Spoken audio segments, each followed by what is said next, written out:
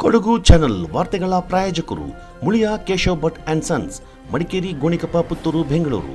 Bharati radio house, electronic ಉಪಕರಣಗಳ ಬೃಹತ್ ಮಳಿಗೆ, ಗಣಪತಿ ಬೀದಿ, ಮಡಿಕೇರಿ, ಮುಖ್ಯ ರಸ್ತೆ, Gonikoppal. A2Z super market, Vishwamanava double road, Kuvempu Nagar, Mysuru. Wood look furniture, ಪೀಠೋಪಕರಣಗಳ ಬೃಹತ್ ಮಳಿಗೆ, ಆಲ್ವೆಸಲ್ ಟವರ್, ಕೊಯ್ನೂರು ರಸ್ತೆ, ಮಡಿಕೇರಿ. ಶಾರದಾ ಜ್ಯುವೆಲರಿ, ಕೊಡಗಿನ ಸಾಂಪ್ರದಾಯಿಕ ಆಭರಣಗಳ ವಿಶಾಲ ಮಳಿಗೆ, Aras road, Mysuru. Rohan city residential and commercial, Vijay, Mangaluru. ZRN Kaveri silks, art and craft emporium, ಅಪ್ಪಟ ರೇಷ್ಮೆ ಸೀರೆಗಳ ಮಳಿಗೆ, ಮೈಸೂರು ರಸ್ತೆ, ಮಡಿಕೇರಿ. ನಂಜರಾಯಪಟ್ಟಣ ಗ್ರಾಮ ಪಂಚಾಯತ್ ವತಿಯಿಂದ ಉದ್ಯೋಗ ಖಾತ್ರಿ ಯೋಜನೆಯಡಿ ಗ್ರಾಮದ ಸರ್ಕಾರಿ ಮಾದರಿ ಪ್ರಾಥಮಿಕ ಶಾಲೆಯಲ್ಲಿ 5 ಲಕ್ಷ ರೂಪಾಯಿ ವೆಚ್ಚದಲ್ಲಿ ನಿರ್ಮಿಸಲಾದ ಶೌಚಾಲಯ ಕಟ್ಟಡವನ್ನು ಗ್ರಾಮ ಪಂಚಾಯತ್ ಅಧ್ಯಕ್ಷ CL ವಿಶ್ವ ಉದ್ಘಾಟಿಸಿದರು. ಈ ಸಂದರ್ಭ ಶಾಲೆಯಲ್ಲಿ ನಡೆಯಲಿರುವ ವಲಯ ಮಟ್ಟದ ಕ್ರೀಡಾಕೂಟಕ್ಕೆ ಪಂಚಾಯಿತಿ ವತಿಯಿಂದ 10,000 ರೂಪಾಯಿ ಮೊತ್ತದ ಆರ್ಥಿಕ ನೆರವಿನ ಚೆಕ್ ಅನ್ನು ಹಸ್ತಾಂತರ ಮಾಡಲಾಯಿತು.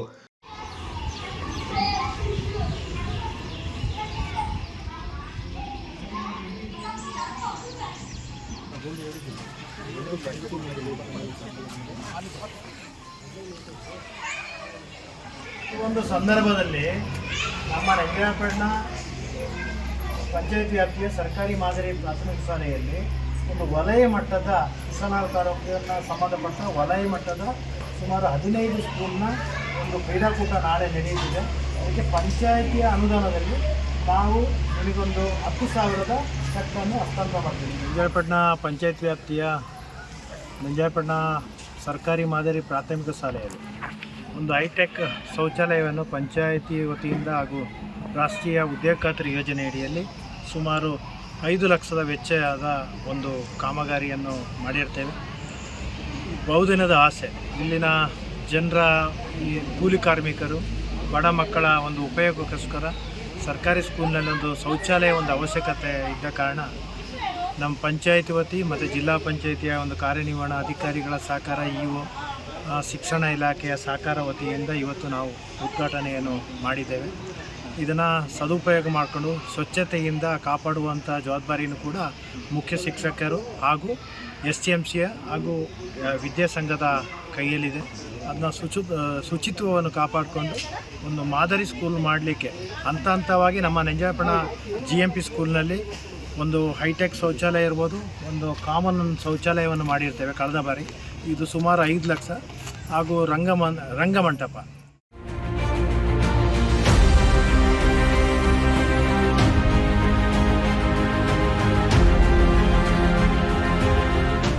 ಇದೇ ಸಂದರ್ಭ ಕಾಂಕ್ರೀಟೀಕರಣ ರಸ್ತೆ ಕಾಮಗಾರಿಗೆ ಭೂಮಿ ಪೂಜೆ ನೆರವೇರಿಸಲಾಯಿತು.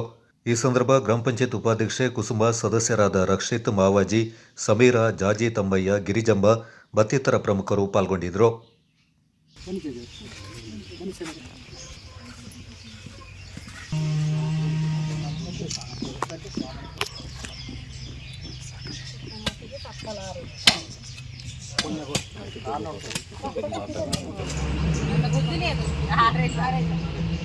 ನಂಜರಾಯಪಟ್ಟಣ ಪಂಚಾಯತಿ ವ್ಯಾಪ್ತಿಯ ರಂಗಸಮುದ್ರ ಭಾಗದ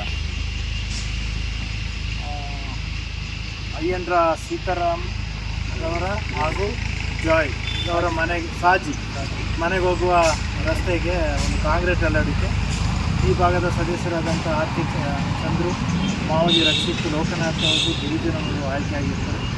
ನಮ್ಮ ದಾಪಕ್ಲವಿನಲ್ಲಿ ಕಿರಿದಾದ ರಸ್ತೆಯಿಂದಾಗಿ ಟ್ರಾಫಿಕ್ ಸಮಸ್ಯೆ ವಿಪರೀತವಾಗಿದೆ. ರಸ್ತೆ ಅಗಲೀಕರಣಕ್ಕೆ ಕೂಡಲೇ ಕ್ರಮ ಕೈಗೊಳ್ಳಬೇಕು. ಕುಡಿಯುವ ನೀರಿನ ಶುದ್ಧೀಕರಣ ಘಟಕವೊಂದ ಸ್ಥಾಪನೆ ಕೆಲಸ ಪ್ರಾರಂಭವಾಗಿ 10 ವರ್ಷಗಳಾಗಿದ್ದರೂ ಇನ್ನೂ ಶುದ್ಧ ಕುಡಿಯುವ ನೀರು ಸಾರ್ವಜನಿಕರಿಗೆ ದೊರಕುತ್ತಿಲ್ಲ. ಕಾವೇರಿ ಹೊಳೆಯಿಂದ ನೇರವಾಗಿ ಸಾರ್ವಜನಿಕರಿಗೆ ನೀರು ಸರಬರಾಜು ಮಾಡಲಾಗ್ತಾ ಇದೆ. ಬೀದಿ ನಾಯಿ ಮತ್ತು ಜಾನುವಾರುಗಳು ಪಟ್ಟಣದಲ್ಲಿ ಸಮಸ್ಯೆ ಉಂಟು ಮಾಡ್ತಾ ಇವೆ. ಕೂಡಲೇ ಕ್ರಮ ಕೈಗೊಳ್ಳಿ ಅಂತ ಸ್ಥಳೀಯ ಕೊಡವ ಸಮಾಜದಲ್ಲಿ ಜರುಗಿದ ಗ್ರಾಮ ಸಭೆಯಲ್ಲಿ ಸಾರ್ವಜನಿಕರು ಒತ್ತಾಯಿಸಿದರು. ಗ್ರಾಮ ಪಂಚಾಯಿತಿ ಅಧ್ಯಕ್ಷೆ ವನಜಾಕ್ಷಿ ರೇಣುಕೇಶ್ ಅವರ ಅಧ್ಯಕ್ಷತೆಯಲ್ಲಿ ಜರುಗಿದ ಸಭೆಯಲ್ಲಿ ನೋಡಲ್ ಅಧಿಕಾರಿಯಾಗಿ ಮಡಿಕೇರಿ ತಾಲೂಕು ಶಿಕ್ಷಣಾಧಿಕಾರಿ ಡಾಕ್ಟರ್ ದೊಡ್ಡೇಗೌಡ ಪಾಲ್ಗೊಂಡಿದ್ದರು. ಈ ಸಂದರ್ಭ ಗ್ರಾಮ ಪಂಚಾಯತ್ ಅಧ್ಯಕ್ಷ ವನಜಾಕ್ಷಿ ರೇಣುಕೇಶ್, PDO ಚೋಂದಕ್ಕಿ, ಗ್ರಾಮ ಪಂಚಾಯತ್ ಸದಸ್ಯ ಕುಲ್ಲೆಟ್ಟಿರ ಅರುಣ್ ಬೇಬ ಮತ್ತಿತರ ಪ್ರಮುಖರು ಪಾಲ್ಗೊಂಡಿದ್ದರು. Kodagu channel news, Duggala Sadananda, Napoklu.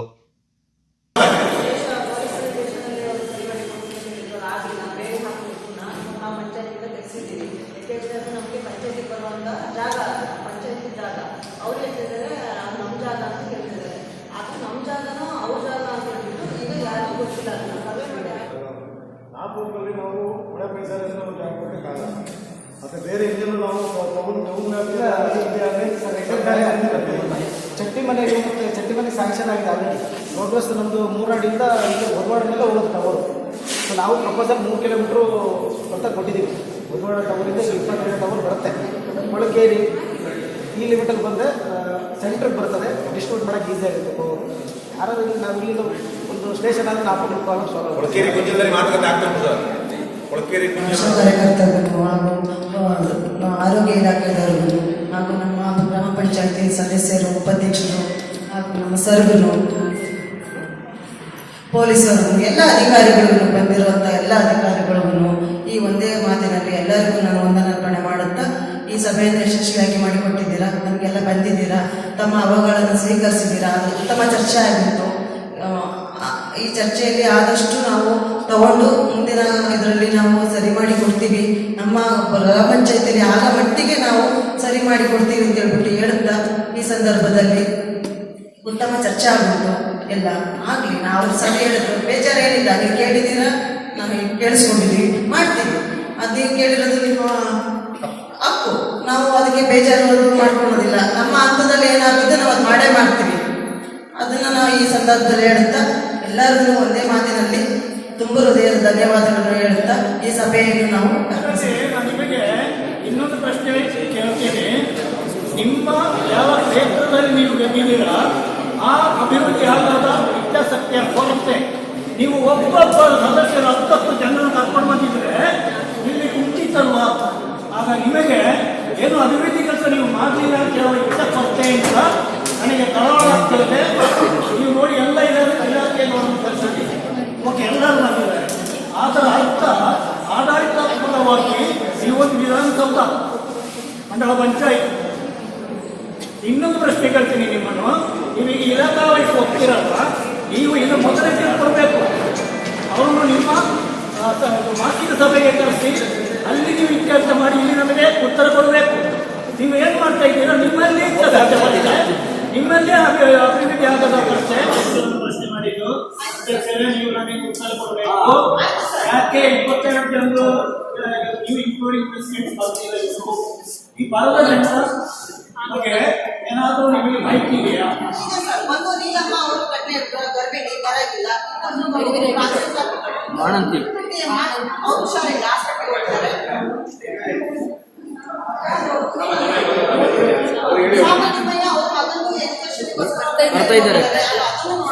ಬರ್ತಾ ಇದ್ದಾರೆ. ನಾಪಕ್ಲುವಿನ ಶಹಂಬಾ ಆಪ್ಟಿಕಲ್ಸ್ ಕಣ್ಣಿನ ಆಸ್ಪತ್ರೆ ವತಿಯಿಂದ ನಾಪಕ್ಲುವಿನ ಆಟೋ ಚಾಲಕರಿಗೆ ಉಚಿತ ನೇತ್ರ ತಪಾಸಣಾ ಶಿಬಿರ ಹಾಗೂ ಕನ್ನಡಕ ವಿತರಣಾ ಕಾರ್ಯಕ್ರಮ ಯಶಸ್ವಿಯಾಗಿ ನಡೆಯಿತು. ನಾಪಕ್ಲು ಮಾರುಕಟ್ಟೆ ಬಳಿ ಇರುವ ಆಸ್ಪತ್ರೆಯಲ್ಲಿ ಏರ್ಪಡಿಸಲಾದ ಕಾರ್ಯಕ್ರಮದಲ್ಲಿ ಶಹಂಬಾ ಆಪ್ಟಿಕಲ್ಸ್ ಮಾಲೀಕ ಸಂಶುದ್ದೀನ್ ಮಾತನಾಡಿ, ಪ್ರತಿಯೊಬ್ಬ ಮನುಷ್ಯನಿಗೆ ದೃಷ್ಟಿ ಎಂಬುದು ಬಹಳ ಮುಖ್ಯವಾಗಿದೆ. ಕಣ್ಣಿನ ದೃಷ್ಟಿ ಕಳ್ಕೊಂಡರೆ ಜೀವನ ಕಷ್ಟ ಸಾಧ್ಯ. ಆದ್ದರಿಂದ ಕಣ್ಣಿನ ದೃಷ್ಟಿ ತಪಾಸಣೆಯ ವೇಳೆ ಚಾಲಕರಿಗೆ ಹೆಚ್ಚಿನ ತೊಂದರೆಗಳು ಕಂಡುಬಂದಲ್ಲಿ ಅವರಿಗೆ ಹಿರಿಯ ನೇತ್ರ ತಜ್ಞರಾದ ಡಾಕ್ಟರ್ ಸುಧಾಕರ್ ಅವರ ನೇತೃತ್ವದಲ್ಲಿ ಉತ್ತಮ ಚಿಕಿತ್ಸೆ ನೀಡಿ ಕನ್ನಡಕವನ್ನು ವಿತರಿಸಲಾಗುವುದು ಎಂದರು.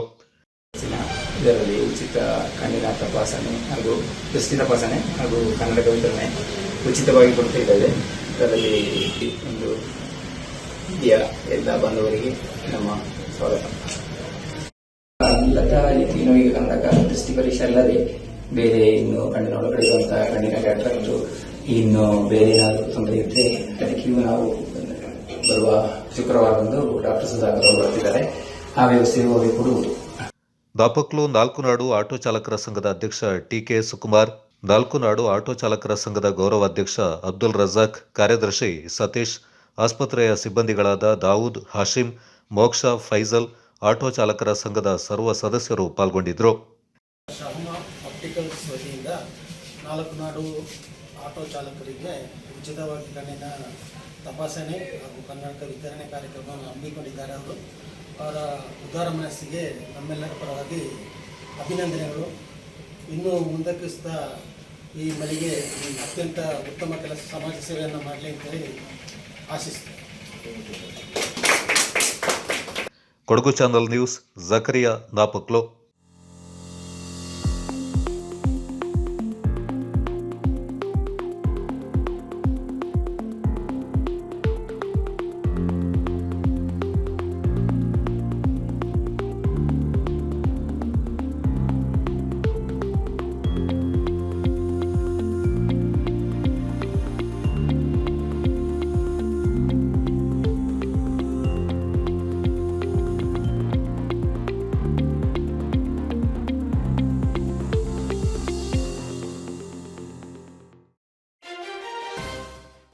Madikeri field marshal KM Kariappa ಕಾಲೇಜಿನಲ್ಲಿ ವಾಣಿಜ್ಯ ವಿಭಾಗದ ಸಹಾಯಕ ಪ್ರಾಧ್ಯಾಪಕಿ ಹಾಗೂ ಮುಖ್ಯಸ್ಥರಾಗಿ ಕಾರ್ಯನಿರ್ವಹಿಸ್ತಾ ಇರುವ ಡಾಕ್ಟರ್ ಶೈಲಶ್ರೀ ಇವರು professor PS Aithal, director Poornaprajna institute of management ಇವರ ಮಾರ್ಗದರ್ಶನದಲ್ಲಿ a analysis of socio economic factors affecting savings, investment habits and spending behaviour, a study with reference to women teachers in Kodagu district of Karnataka ಎಂಬ ಸಂಶೋಧನಾ ಪ್ರಬಂಧಕ್ಕೆ ಶ್ರೀನಿವಾಸ ವಿವಿ ಪೋಸ್ಟ್ ಡಾಕ್ಟರಲ್ ಪದವಿಯನ್ನು ನೀಡಿ ಗೌರವಿಸಿದೆ.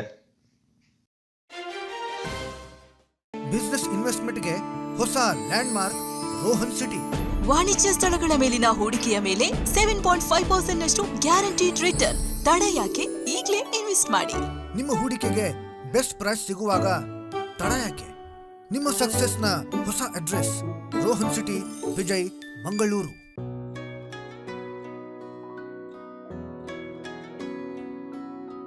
ಪ್ರೀತಿಯ ಸಂಕೇತ, ಅಳಿಯದ ಸಂಬಂಧ, ನಗುವಿನ ಸೌಂದರ್ಯ, ಇದು ಸ್ನೇಹದ ಬಾಂಧವ್ಯ, ಒಲವಿನ ಪ್ರತಿಧ್ವನಿ ತಂದಿದೆ ಸಂದಸ, ಚಿನ್ನದ ಪ್ರತಿಹನಿ ತಂದಿದೆ ಸಂಭ್ರಮ, ಮುಳಿಯ ಜ್ಯೂಸ್ ಕಣ ಕಣದಲು ಆನಂದ, ಮುಳಿಯ ಜ್ಯೂಸ್ ಕಣ ಕಣದಲು ಸೌಂದರ್ಯ, ಮುಳಿಯ ಜ್ಯೂಸ್ ಕಣ ಕಣದಲು ಆನಂದ, ಮುಳಿಯ ಜ್ಯೂಸ್ ಕಣ ಕಣದಲು ಸೌಂದರ್ಯ. Mulia Jewels, creating happiness.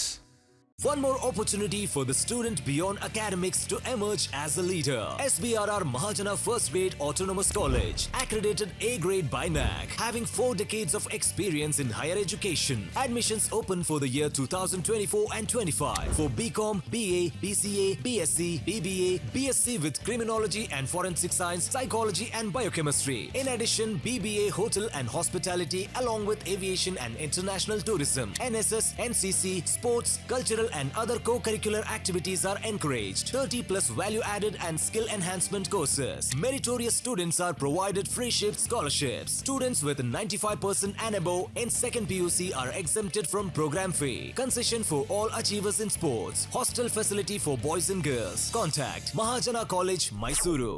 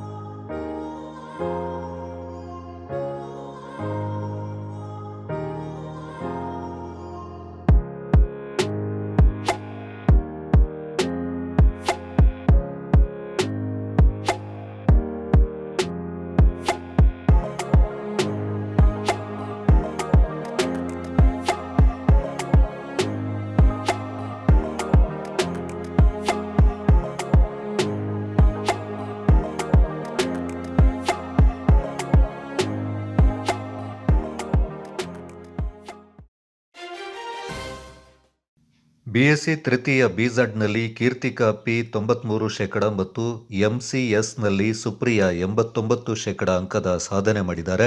Sullia ತಾಲೂಕಿನ ಬಂಡೆಕೋಲು ಗ್ರಾಮದ ಕಲ್ಲಡ್ಕ ನಿವಾಸಿಯಾದ ಬಾಲಕೃಷ್ಣ ಮಣಿಯಾಣಿ ಮತ್ತು ಪುಷ್ಪಾತಿ ದಂಪತಿಗಳ ಪುತ್ರಿಯಾದ ಕೀರ್ತಿಕಾ ಪಿ ಇವರು ಸರ್ಕಾರಿ ಪ್ರಥಮ ದರ್ಜೆ ಕಾಲೇಜು ಉಪ್ಪಿನಂಗಡಿ ಕಾಲೇಜಿನಲ್ಲಿ ಅಂತಿಮ ವರ್ಷದ ಪರೀಕ್ಷೆಯಲ್ಲಿ 93% ಅಂಕವನ್ನು ಪಡೆದಿದ್ದಾರೆ. ಸುಳ್ಯ ತಾಲೂಕು ಜಯನಗರ ಕೊರಂಬಡ್ಕ ನಿವಾಸಿ ರಾಜೇಶ್ ಸಾಲಿಯಾನ್ ಮತ್ತು ತೇಜಸ್ವಿನಿ ದಂಪತಿಗಳ ಪುತ್ರಿಯಾದ ಕುಮಾರಿ ಸುಪ್ರಿಯಾ ಇವರು ಸರ್ಕಾರಿ ಪ್ರಥಮ ದರ್ಜೆ ಕಾಲೇಜು ಉಪ್ಪಿನಂಗಡಿ ಕಾಲೇಜಿನಲ್ಲಿ ಅಂತಿಮ ವರ್ಷದ ಪರೀಕ್ಷೆಯಲ್ಲಿ 89% ಅಂಕವನ್ನು ಪಡೆದಿದ್ದಾರೆ. ಇವರು ಪ್ರಸ್ತುತ ಪ್ರಗತಿ ಸ್ಟಡಿ ಸೆಂಟರ್ ಪುತ್ತೂರು ಇಲ್ಲಿ ಅತಿಥಿ ಶಿಕ್ಷಕಿಯರಾಗಿ ಕರ್ತವ್ಯ ನಿರ್ವಹಿಸ್ತಾ ಇದ್ದಾರೆ. ಇವರ ಸಾಧನೆಗೆ ಸಂಸ್ಥೆಯ ಸಂಚಾಲಕ ಗೋಕುಲ್ನಾಥ್ ಪಿವಿ ಅಭಿನಂದನೆ ಸಲ್ಲಿಸಿದ್ದಾರೆ.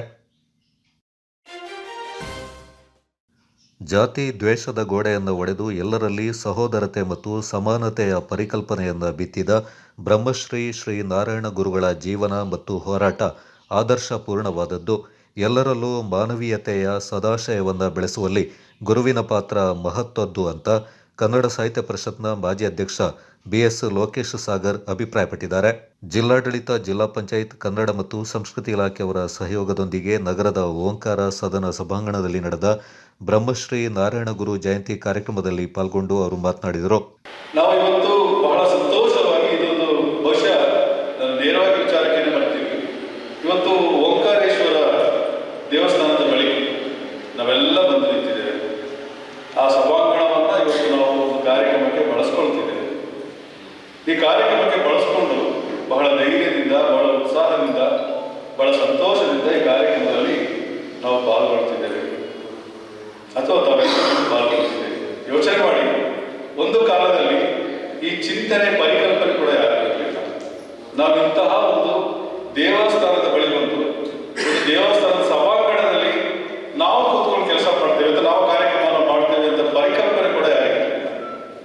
ಜಿಲ್ಲಾ ಬಿಲ್ಲವ ಸಮಾಜದ ಅಧ್ಯಕ್ಷರಾದ ರಘು ಆನಂದ, ಟಿಕೆ ಪಾಂಡುರಂಗ, ಬಾಲಕೃಷ್ಣ, ಲೀಲಾವತಿ, ಆನಂದ ಬಾಲಕೃಷ್ಣ, ಮದೆ ಮೋಹನ್, ವಿದ್ವಾನ್ ಬಿಸಿ ಶಂಕರಯ್ಯ, ಕನ್ನಡ ಮತ್ತು ಸಂಸ್ಕೃತಿ ಇಲಾಖೆಯ ಸಹಾಯಕ ನಿರ್ದೇಶಕರಾದ ಕುಮಾರ, ಮಣಜೂರ್ ಮಂಜುನಾಥ್ ಮತ್ತಿತರರು ಈ ಸಂದರ್ಭ ಪಾಲ್ಗೊಂಡಿದ್ದರು.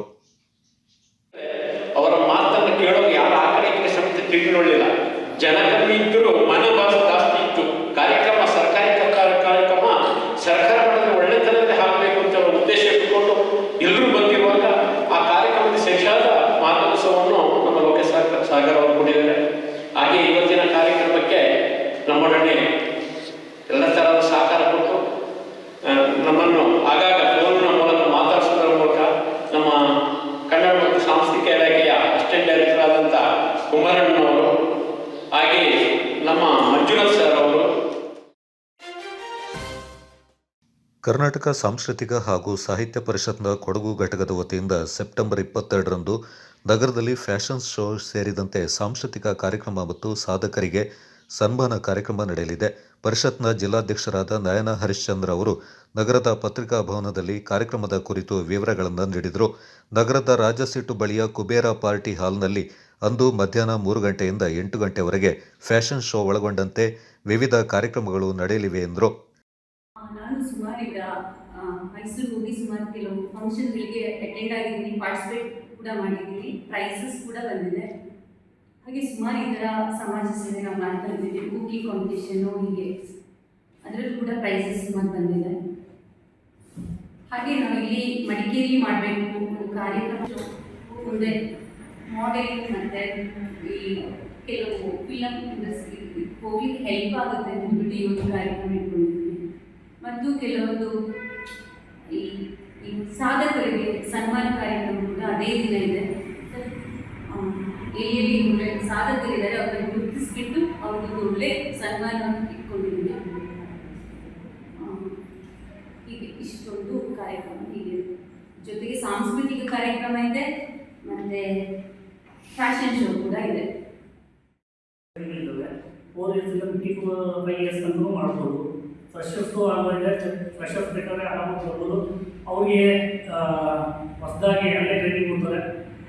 ಒಂದು ಸ್ವಲ್ಪ ಬೇಗ ಬಂದರೆ ಅವ್ರಲ್ಲೇ ಯಾವ ಥರ ಫೋಟೋ ಪೋಸ್ಟ್ ಕೊಡ್ಬೋದು, ಏನು ಎಲ್ಲ ಗೊತ್ತಾಗುತ್ತೆ, ಮತ್ತು ಅವರ ಕಾನ್ಫಿಡೆನ್ಸ್ ಬೂಸ್ಟ್ ಆಗುತ್ತೆ. ಮತ್ತು ಇದಕ್ಕೆ 500 ರೂಪೀಸ್ ಎಂಟ್ರಿ ಫೀಸ್ ಇದೆ. ಆ ಎಂಟ್ರಿ ಫೀಸ್ಗೆ ಅವ್ರಿಗೆ ಮೂಮೆಂಟು ಅವ್ರದ್ದೇ ಭಾವಚಿತ್ರ ಇರೋಂಥ ಮೂಮೆಂಟು ಮತ್ತು ಪೇಟಾ ಶಾಲು ಮತ್ತು ಸರ್ಟಿಫಿಕೇಟು ಇದಿಷ್ಟು ಕೊಡ್ತೀವಿ. 350 ರೂಪೀಸ್ ಅದರಲ್ಲೇ ಹೋಗುತ್ತೆ. ಈ ಒಂದು ಇದರಲ್ಲಿ 350 ರೂಪೀಸ್ ಅವ್ರಿಗೆ ಹೋಗುತ್ತೆ. ಸಂಸ್ಕೃತಿ ಮತ್ತು ಸಾಹಿತ್ಯ ಸಂಪತ್ತು ಅವರು ಇಲ್ಲೊಂದು ಪರಿಷತ್ ಅವರು ಇಲ್ಲೊಂದು ಕಾರ್ಯಕ್ರಮ ಕೊಡಬೇಕು ಅಂತ ಹೇಳಿ ನನ್ನನ್ನು ಅಪ್ರೋಚ್ ಮಾಡಿದಾಗ ನನಗೆ ಇದು ಕೊಡಗಿನಲ್ಲಿ ಅದು ಸ್ಪೆಷಲಿ ಮಡಿಕೇರಿಯಲ್ಲಿ ಇದೊಂದು ನಡಿಬೇಕು ಅಂತ ಹೇಳುವ ಇಷ್ಟ ಆಯಿತು. ಏಕೆಂದರೆ ನಮ್ಮ ಕೊಡಗಿನಲ್ಲಿ ಬಹಳಷ್ಟು ಮಕ್ಕಳುಗಳಿಗೆ ವೇದಿಕೆ ಸಿಗ್ತಾ ಇಲ್ಲ. ಅವ್ರಿಗೆ ಟ್ಯಾಲೆಂಟ್ಸ್ಗಳಿದೆ, ಅವ್ರ ಸ್ಕೂಲ್ಗಳಲ್ಲೇ ಅವ್ರದ್ದು ಎದ್ದು ಹೋಗ್ಬಿಡ್ತದೆ. ಸೊ ಇದೊಂದು ವೇದಿಕೆ ಸಿಕ್ಕಿದರೆ ಖಂಡಿತ ನಮ್ಮ ಗೃಹಿಣಿಯರಾಗಲಿ ವಿದ್ಯಾರ್ಥಿಗಳಾಗಲಿ ಯಾರೇ ಅಪ್ ಟು 55 ಇಯರ್ಸ್ ಗಂಟ 3 to 55 ಇಯರ್ಸ್ ಗಂಟೆ ಇವರು ಬ್ಯಾಚ್ ಮಾಡಿಕೊಟ್ಟಿದ್ದಾರೆ. ಪ್ರತಿಯೊಬ್ಬರು ಪಾರ್ಟಿಸಿಪೇಟ್ ಮಾಡಿದಾಗ ಅವರವರ ಒಂದು ಟ್ಯಾಲೆಂಟ್ಸ್ಗಳು ಹೊರಗಡೆ ಬರ್ತದೆ. ಪರಿಷತ್ತಿನ ಕಾರ್ಯದರ್ಶಿ ತೆಕ್ಕಡೆ ಗುಲಾಬಿ ಜನಾರ್ದನ್, ಪರಿಷತ್ತಿನ ಖಜಾಂಚಿ ಡಾಕ್ಟರ್ ತೇಜಸ್ ಪೃಥ್ವಿರಾಜ್ ಹಾಗೂ ಸದಸ್ಯರಾದ ಹರಿಣಿ ಪ್ರಭಾಕರ್ ಗೋಷ್ಠಿಯಲ್ಲಿ ಪಾಲ್ಗೊಂಡಿದ್ದರು. ಕೊಡಗಿನಲ್ಲಿ ಸುಯೋಗ್ ಮೆಡ್ಸಿಟಿ ಮೆಡಿಕಲ್ ಸೆಂಟರ್ ಆರಂಭ. ಮೈಸೂರಿನ ಸುಪ್ರಸಿದ್ಧ ಸುಯೋಗ್ ಸೂಪರ್ ಸ್ಪೆಷಾಲಿಟಿ ಆಸ್ಪತ್ರೆಯ ಅನುಭವಿ ವೈದ್ಯರುಗಳ ಸೇವೆ ಕೊಡಗಿನ ಗೋಣಿಕೊಪ್ಪಲಿನಲ್ಲಿ ಆರಂಭಗೊಂಡಿದೆ. Suyog Medcity medical centre, Kaveri complex, ಮುಖ್ಯ ರಸ್ತೆ, ಗೋಣಿಕೊಪ್ಪಲು. ಡಾಕ್ಟರ್ ಶರತ್ ಕುಮಾರ್, ಜೀರ್ಣಾಂಗ ಶಸ್ತ್ರಕ್ರಿಯಾ ತಜ್ಞರು. ಇವರು ಪ್ರತಿ ಮಂಗಳವಾರ ಬೆಳಿಗ್ಗೆ 10 ರಿಂದ ಮಧ್ಯಾಹ್ನ 1 ಗಂಟೆಯವರೆಗೆ ಗೋಣಿಕೊಪ್ಪಲಿನ ಸುಯೋಗ್ ಮೆಡ್ಸಿಟಿ ಮೆಡಿಕಲ್ ಸೆಂಟರ್ನಲ್ಲಿ ಲಭ್ಯವಿರುತ್ತಾರೆ. ಡಾಕ್ಟರ್ ಅಭಿಜಿತ್, ಮೂತ್ರಜನಕಾಂಗ ಶಸ್ತ್ರಕ್ರಿಯಾ ತಜ್ಞರು. ಇವರು ಪ್ರತಿ ಮಂಗಳವಾರ ಬೆಳಗ್ಗೆ 10 ಗಂಟೆಯಿಂದ ಮಧ್ಯಾಹ್ನ 1 ಗಂಟೆವರೆಗೆ ಸುಯೋಗ್ ಮೆಡ್ಸಿಟಿ ಮೆಡಿಕಲ್ ಸೆಂಟರ್ನಲ್ಲಿ ಲಭ್ಯವಿರುತ್ತಾರೆ. ಡಾಕ್ಟರ್ ರವಿಕುಮಾರ್, ಹೃದಯ ತಜ್ಞರು. ಇವರು ಪ್ರತಿ ಶುಕ್ರವಾರ ಬೆಳಗ್ಗೆ 9:30 ರಿಂದ 11 ಗಂಟೆಯವರೆಗೆ ಲಭ್ಯವಿರುತ್ತಾರೆ. ಡಾಕ್ಟರ್ ಸುಯೋಗ್ ಯೋಗಣ್ಣ, ಶ್ವಾಸಕೋಶ ತಜ್ಞರು. ಇವರು ಪ್ರತಿ ಶುಕ್ರವಾರ ಮಧ್ಯಾಹ್ನ 12 ರಿಂದ 1 ಗಂಟೆಯವರೆಗೆ ಗೋಣಿಕೊಪ್ಪಲಿನ ಸುಯೋಗ್ ಮೆಡ್ಸಿಟಿ ಮೆಡಿಕಲ್ ಸೆಂಟರ್ನಲ್ಲಿ ಲಭ್ಯವಿರುತ್ತಾರೆ. ಸುಯೋಗ್ ಸೂಪರ್ ಸ್ಪೆಷಾಲಿಟಿ ಆಸ್ಪತ್ರೆಯ ಪ್ರಸಿದ್ಧ ವೈದ್ಯರುಗಳನ್ನು ಕೊಡಗಿನ ಗೋಣಿಕೊಪ್ಪಲಿನಲ್ಲಿ ಭೇಟಿ ಮಾಡಲು ಕರೆ ಮಾಡಿ ತಮ್ಮ ಹೆಸರುಗಳನ್ನು ನೋಂದಾಯಿಸಿಕೊಳ್ಳಬಹುದು. Suyog Medcity medical centre, Kaveri complex, ಮುಖ್ಯ ರಸ್ತೆ, Gonikoppal. Mobile 9036032123 9036033123. Suyog Medcity medical centre, Kaveri complex, Gonikoppal.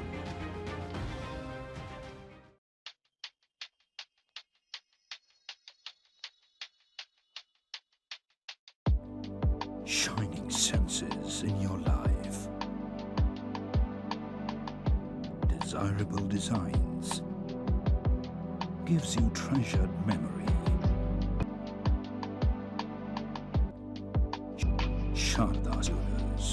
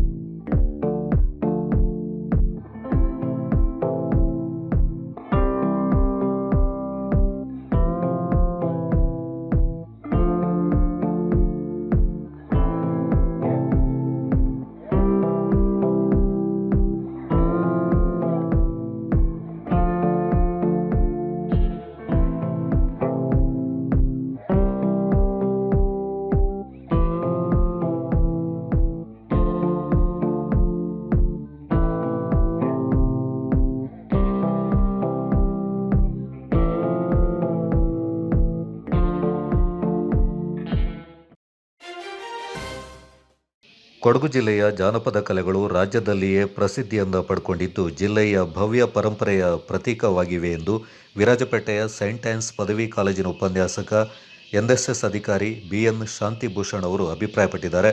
Kodagu ಜಿಲ್ಲಾ ಕನ್ನಡ ಸಾಹಿತ್ಯ ಪರಿಷತ್, ವಿರಾಜಪೇಟೆ ತಾಲೂಕು ಕನ್ನಡ ಸಾಹಿತ್ಯ ಪರಿಷತ್, ಅಂಬತಿ ಹೋಬಳಿಯ ಕನ್ನಡ ಸಾಹಿತ್ಯ ಪರಿಷತ್ ಸಹಯೋಗದಲ್ಲಿ ಪಾಲಿಬೆಟ್ಟದ ಸರ್ಕಾರಿ ಪ್ರೌಢಶಾಲೆಯಲ್ಲಿ ಜರುಗಿದ ದಿವಂಗತ ಡಿಜೆ ಪದ್ಮನಾಭ ಮತ್ತು ಬಿಆರ್ ಸಾಯಿನಾಥ್ ಅವರ ದತ್ತಿ ಉಪನ್ಯಾಸ ಕಾರ್ಯಕ್ರಮದಲ್ಲಿ ಕೊಡಗಿನ ಜಾನಪದ ಕಲೆಗಳ ಕುರಿತಾಗಿ ಉಪನ್ಯಾಸ ನೀಡಿದರು.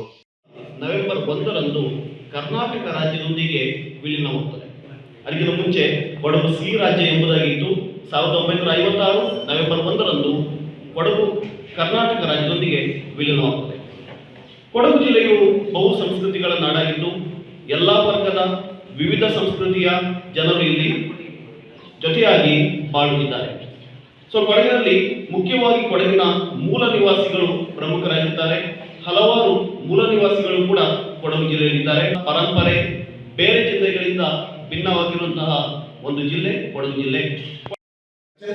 ಬಂದು ಈ ಕಾರ್ಯಕ್ರಮಗಳನ್ನ ಮಾಡಿ ಹೋದಂತ ದಿನಗಳು ಅಲ್ಲಿ ಇದ್ವು. ಅಷ್ಟು ಪ್ರೀತಿಯಿಂದ ಕಾರ್ಯಕ್ರಮಗಳನ್ನ ಕೆಲಸಗಳನ್ನ ಮಾಡ್ತಾ ಇದ್ರು.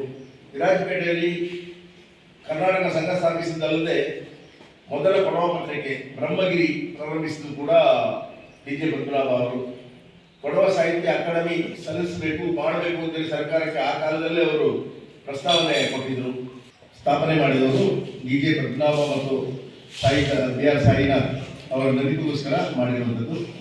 ಈ ಕಾರ್ಯಕ್ರಮದ ಅಧ್ಯಕ್ಷರು ದೇವಣಗೆರೆ ಬಿಸಿ ಪ್ರೌಢಶಾಲೆಯ ಮುಖ್ಯ ಶಿಕ್ಷಕ ಲೋಕೇಶ್ ಹೆಚ್ಡಿ, ಕೊಡಗು ಜಿಲ್ಲಾ ಕನ್ನಡ ಸಾಹಿತ್ಯ ಪರಿಷತ್ನ ಅಧ್ಯಕ್ಷ ಎಂಪಿ ಕೇಶವ ಕಾಮತ್, ಅಂಬತ್ತಿ ಹೋಬಳಿ ಕನ್ನಡ ಸಾಹಿತ್ಯ ಪರಿಷತ್ನ ಅಧ್ಯಕ್ಷರಾದ ಟಿ.ಎಚ್. ಮಂಜುನಾಥ್ ಮತ್ತಿತರ ಪದಾಧಿಕಾರಿಗಳು ಈ ಸಂದರ್ಭ ಪಾಲ್ಗೊಂಡಿದ್ದರು.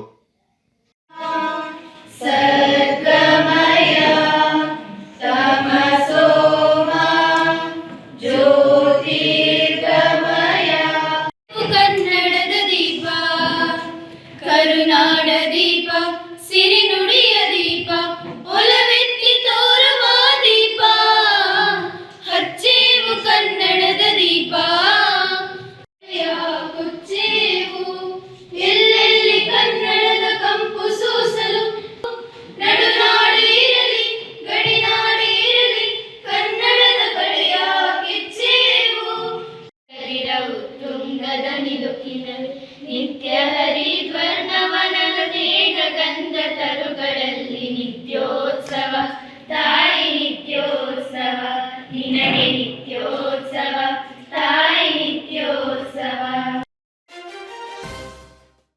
ಪೊನ್ನಂಪೇಟೆ ನಗರದ ಹೃದಯ ಭಾಗದಲ್ಲಿರುವ ಸರ್ಕಾರಿ ಕಟ್ಟಡವೊಂದರ ಮೇಲೆ ಭಾರೀ ಗಾತ್ರದ ಮರವೊಂದು ಉರುಳಿ ಬಿದ್ದು ತಿಂಗಳು ಕಳೆದರೂ ಕೂಡ ಸಂಬಂಧಪಟ್ಟ ಇಲಾಖೆ ಮರವನ್ನು ತೆರವುಗೊಳಿಸದೆ ನಿರ್ಲಕ್ಷ್ಯ ವಹಿಸಿದೆ. ಪೊನ್ನಂಪೇಟೆ ಬಸ್ ನಿಲ್ದಾಣದಿಂದ ಜೂನಿಯರ್ ಕಾಲೇಜಿಗೆ ತೆರಳುವ ಮುಖ್ಯ ರಸ್ತೆಯಲ್ಲಿ ಈಗಿನ ನೂತನ ಪೋಸ್ಟ್ ಆಫೀಸ್ ಹಾಗೂ ಕಂದಾಯ ಇಲಾಖೆಗೆ ಸಂಬಂಧಪಟ್ಟ ಹಳೆಯ ಕಟ್ಟಡದ ಮೇಲ್ಛಾವಣಿ ಮೇಲೆ 1.5 ತಿಂಗಳ ಹಿಂದೆ ಭಾರೀ ಗಾತ್ರದ ಮರವೊಂದು ಉರುಳಿ ಬಿದ್ದಿದೆ. ಉಪತಹಶೀಲ್ದಾರ್ ಹಾಗೂ ಕಂದಾಯ ಅಧಿಕಾರಿಗಳ ಹಳೆಯ ವಸತಿ ಗೃಹ ಇದಾಗಿದ್ದು ಕಳೆದ 5-6 ವರ್ಷಗಳ ಹಿಂದಿನಿಂದ ಹಾಗೆ ಪಾಳು ಬಿಡಲಾಗಿದೆ. ಪೊನ್ನಂಪೇಟೆ ತಹಶೀಲ್ದಾರ್ ಅವರ ಸ್ವಾಧೀನದಲ್ಲಿರುವ ಈ ಕಟ್ಟಡದ ಮೇಲೆ ಬಿದ್ದ ಮರವನ್ನು ಕಂದಾಯ ಇಲಾಖೆಯಾಗಲಿ PWD ಇಲಾಖೆಯಾಗಲಿ ತೆರವುಗೊಳಿಸದೆ ಹಾಗೇನೇ ಬಿಟ್ಟಿದ್ದು ಕೂಡಲೇ ಸಂಬಂಧಪಟ್ಟ ಇಲಾಖೆ ಈ ಬಗ್ಗೆ ಗಮನ ಹರಿಸುವಂತೆ ಕಿಗ್ಗಟ್ಟನಾಡು ಹಿರಿಯ ನಾಗರಿಕ ವೇದಿಕೆಯ ಸ್ಥಾಪಕಾಧ್ಯಕ್ಷ ಕಾಟಿಮಾಡ ಜಿಮ್ಮಿ ಅಣ್ಣಯ್ಯ ಒತ್ತಾಯಿಸಿದ್ದಾರೆ. ಪೊನ್ನಂಪೇಟೆ ಕಿಗ್ಗಟ್ಟನಾಡು ಹಿರಿಯ ನಾಗರಿಕ ವೇದಿಕೆ ವತಿಯಿಂದ ಸ್ಥಾಪಕಾಧ್ಯಕ್ಷರಾದ ಕಾಟಿಮಾಡ ಜಿಮ್ಮಿ ಅಣ್ಣಯ್ಯ, ನಾನು ಅದರ ಖಜಾಂಜಿ ಐನಂಡ ಕಾರ್ಯಪ್ಪ ಮಂದಣ್ಣ, ನಾವು ಹೀಗೆ ಪೊನ್ನಂಪೇಟೆಯ ಜೂನಿಯರ್ ಕಾಲೇಜಿಗೆ ತೆರಳುವ ಮಾರ್ಗದಲ್ಲಿ, ಅಂದರೆ ಈಗಿನ ಹೊಸ ಪೋಸ್ಟ್ ಆಫೀಸಿನ ಕಟ್ಟಡ ಹಾಗೂ ರೆವಿನ್ಯೂ ಇಲಾಖೆಗೆ ಸಂಬಂಧಿಸಿದ ಹಳೆಯದಾಗಿದ್ದಂಥ ಕಟ್ಟಡದ ಮೇಲೆ 1.5 ತಿಂಗಳ ಹಿಂದೆಯಷ್ಟೇ ಬಿದ್ದಂತಹ ಒಂದು ಭಾರೀ ಗಾತ್ರದ ಮರವನ್ನು ಕಂದಾಯ ಇಲಾಖೆಯಾಗಲಿ PWD ಇಲಾಖೆಯಾಗಲಿ ಹಾಗೂ ರೆವಿನ್ಯೂ ಇಲಾಖೆಯಾಗಲಿ ಅದನ್ನು ಮರವನ್ನು ತೆಗೆಯದೆ ಹಾಗೆ ಆ ಬಿಲ್ಡಿಂಗ್ನ ಮೇಲೆ ಬಿಟ್ಟಿರುತ್ತಾರೆ. ಇದು ಆ ಕಂದಾಯ ಇಲಾಖೆಯ ಮತ್ತು ಇಲ್ಲಿರುವಂಥ ತಹಸೀಲ್ದಾರ್ ಅವರ ಕಮ್ಮಿಬೇಸಿಯಾಗಿ ಕಂಡುಬರುತ್ತದೆ. ಅದಕ್ಕೆ ಸಂಬಂಧಪಟ್ಟ ಅಧಿಕಾರಿಗಳು ತ್ವರಿತವಾಗಿ ಈ ವಿಚಾರದಲ್ಲಿ ಗಮನವಿಟ್ಟು ಆ ಮರವನ್ನು ತೆರವುಗೊಳಿಸಿ ಸಾರ್ವಜನಿಕರಿಗೂ ಹಾಗೂ ಪಕ್ಕದಲ್ಲಿ ಓಡಾಡುತ್ತಿರುವ ಜನರಿಗೂ ಸದುಪಯೋಗಪಡಿಸಿಕೊಳ್ಳಲು ಅವಕಾಶ ಮಾಡಿಕೊಡಬೇಕಾಗಿ ನಾನು ಸಂಬಂಧಪಟ್ಟ ಅಧಿಕಾರಿಗಳಲ್ಲಿ ಮನವಿ ಮಾಡುತ್ತೇನೆ. ಕಿಗ್ಗಟ್ಟನಾಡು ಹಿರಿಯ ನಾಗರಿಕ ವೇದಿಕೆಯ ಖಜಾಂಚಿ ಐನಂಡ ಕಾರ್ಯಪ್ಪ ಮಂದಣ್ಣ ಮಾತನಾಡಿ, ಕೂಡಲೇ ಸಂಬಂಧಪಟ್ಟ ಇಲಾಖೆ ಮರವನ್ನು ತೆರವುಗೊಳಿಸಬೇಕಿದೆ ಎಂದು ಒತ್ತಾಯಿಸಿದ್ದಾರೆ. ಕೊಡಗು ಚಾನಲ್ ವರದಿ ಚಂಪಾ ಗಗನ, ಪೊನ್ನಂಪೇಟೆ.